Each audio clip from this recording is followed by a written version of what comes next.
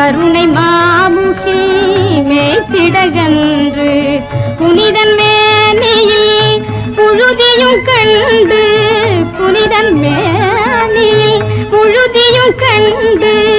வானோர் பூமியை பிழைந்ததும் உண்டு அந்த நாளும் வந்திடாதோ